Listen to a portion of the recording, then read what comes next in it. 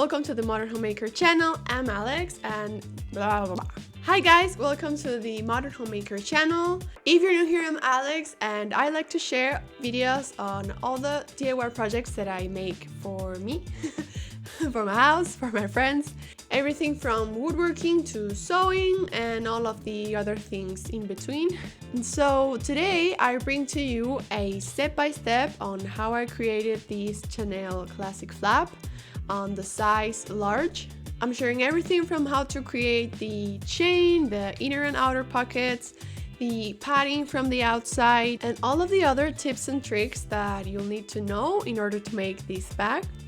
As always, there will be a link in the description down below with all of the measurements and pieces listed that you'll need. If you like this video, don't forget to like and subscribe. And I think I've talked enough, so let's go into the video. So first things first, let's talk about the fabric. I've chosen a tweed fabric that I believe is a blend of wool and synthetics on a classic black and white plaid design that has a real Chanel vibe. And I would recommend that you choose tweed over any other because it sure can hide all of the details and imperfections that come from attempting a project like this with a home sewing machine. For the inside, you'll need leather, and in my case I'm using faux leather and a soft cotton fabric. I think I got about half a meter each, including the tweed, and I also got a 20 centimeter zipper and 1.5 meters of chain.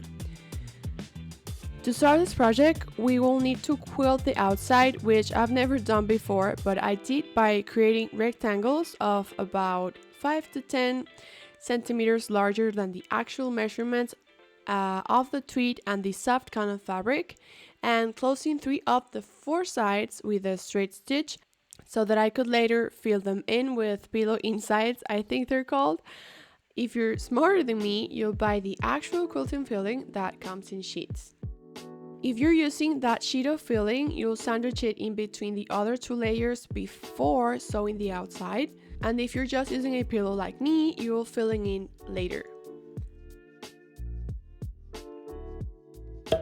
And then sew a straight stitch all across these markings, preferably using a long stitch length to make it a bit easier and faster. And I adjusted the amount of filling as I was going to make it as even as humanly possible.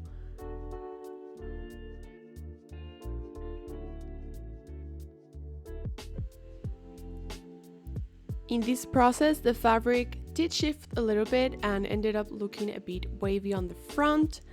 If you have a walking foot, I would advise you to make some samples and see if that helps. I guess what I'm trying to say is you need to be careful on this step if you don't want that happening to you. But again, there's so much one can do without the proper tools, and in the end, things somehow worked out. After everything is quilted, you'll notice that the pieces have shrunk quite a bit, which is why we waited to mark the actual pieces, which we'll be doing now. And I prefer marking the exact shape and then cut with a bit of seam allowance all around. But before you get to the cutting part, we'll need to do some sewing with a zigzag stitch all along the edges of the pattern pieces. Do not skip this step. I didn't do it in all of my pieces and some of the edges are unraveling now and there is nothing I can do about it. So do zigzag stitch all the edges. And it is a good idea to attach the outer back pocket now, which I did by folding the edges in and sewing all around, and then attaching it to the outside by top stitching the sides and the bottom. Mine came out too low, so do place it a bit higher than you think, or maybe even wait until the end to place it properly and add it on by hand.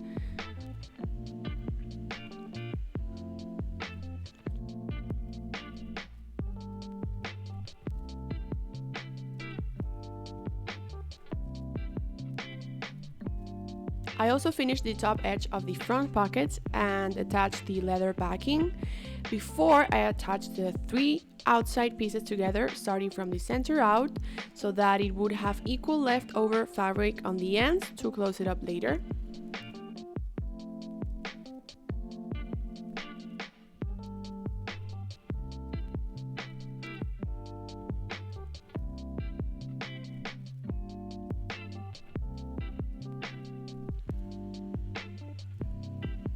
For the inside of the bag, I decided to add some interfacing on the back of the faux leather so that it would be stiffer and gave the bag some structure. And I did this before I cut the pieces, which do I recommend? I don't know, honestly. It was my first time using it and in the end it worked, but maybe you could add it later on and avoid the seam allowance for an easier sew. I even ended up removing some of the interfacing out of the inner and outer flaps because it created some nasty wrinkles on the pleather and I couldn't let that ruin the whole vibe of the bag. So keep that in mind when adding your interfacing. I attached the front and back of the smaller flap with the wrong sides facing each other, stitching as close to the edge and as straight as possible, and added the zipper to the inside of the bigger flap. And you'll notice that I changed my foot to a walking foot that gave me the best results when sewing with faux leather. Here you can see some samples that I made with a regular sewing foot and trying to play with the settings, adjusting the tension, the stitch length, but nothing worked better than a walking foot. Even with my regular sewing settings, you need this. If you're sewing pleather, you gotta have this. If you check pictures of the original bag, you'll notice that it has a very particular shaped pocket on the inside that even comes with this space for your lipstick. And this was actually very easy to make. I just added a single strip of fabric to the center of the flap, then measured with an existing lipstick the width, marked it down, and then sewed a few centimeters up to make the lipstick holder and flatten it out to join the edges of the pockets with the edges of the bag. And I decided to not take them all the way down to the edge to avoid the bulk when closing everything up, but you can do it as you like. They will still hold big objects apart, just no small things like coins or jewelry. It is very important on this step. The pocket goes on the smaller flap, not the big one. I actually made this mistake and I had to seam rip all off and change it. So don't say I didn't warn ya, cause it gets confusing as you move along. For the center faux leather panel, I had to attach two pieces to make a strip long enough because I was running out of fabric, and I actually think this is how the real one is constructed, but it made it really tricky because being made out of plastic, when I tried to iron it down to flatten the seam open, it kind of melted and also didn't flatten at all. But later adding the interfacing on the back worked marvelously to keep everything in place. Again, I think I would avoid the seam allowance. Now it's time to attach the flaps together, and first we're going to make sure they're kind of where they should be sitting, and then join them together with a straight stitch all across like this.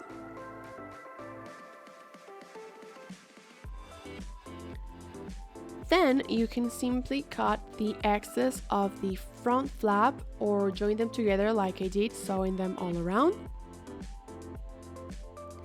Attaching everything together the same way we did the outer layer, but remember we're making the inside of the bag, so the right side's facing inward this time.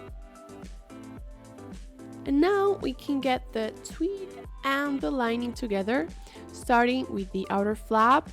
This is by far the trickiest part because we will be sewing them together with the right sides facing each other and then flipping it inside out to sew the rest. Remember to leave space on the center of the bag to add the iconic tongue with the monogram later on.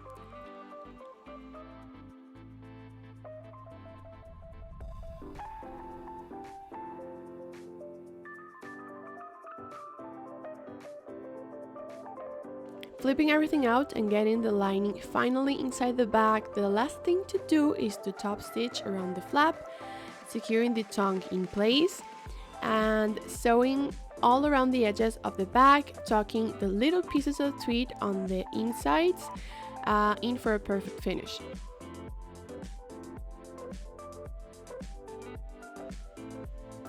I actually ended up hot gluing the center panel because it was so hard to sew everything at this point that I said fuck it. But you can try and sew it for yourself, and if it works for you, great. And I also glued some magnets to close the bag, but don't mind the hot glue gun. I ended up using crazy glue because nothing else seemed to work, and I am too cheap to buy an actual closure apparently, which honestly I regret because the bag ended up looking so good. I think I can still change that maybe. And hey, the bag is almost done and it's time for the finishing touches. Of course, we couldn't miss the double C's on the front that I originally thought of 3D printing to add more and more realism to the bag, but ultimately decided to embroider because I know it's more realistic for most of you to recreate at home. So of course, I wanted to give it a try. I added these gold plated rings that I had left over from my Tumblr inspired mural video, but if you don't want to buy all that extra stuff just for this DIY, you can also add buttonholes on the same spots and it should work just as well. Then I made a super long strip of pleather folded in twice and sewed right on the middle of it, making sure it will fit inside the chain that I had already bought, and leaving one of the sides open about 4 centimeters from the edge. I think my strap ended up measuring about 135 centimeters, but make sure that the length is right for you before cutting anything. And then I got the same strip of leather in and out of the chain. Then I got it inside the back rings and closed the opening best I could, using that unsewed leftover 4 centimeters from the leather strip of fabric. And the bag is finished. I am super proud of how this bag turned out, and I plan to wear this every single day of my life until it falls apart. I hope some of you get inspired to recreate this or any of my other projects, and make sure to comment down below if you have any requests for me to attempt on a future video.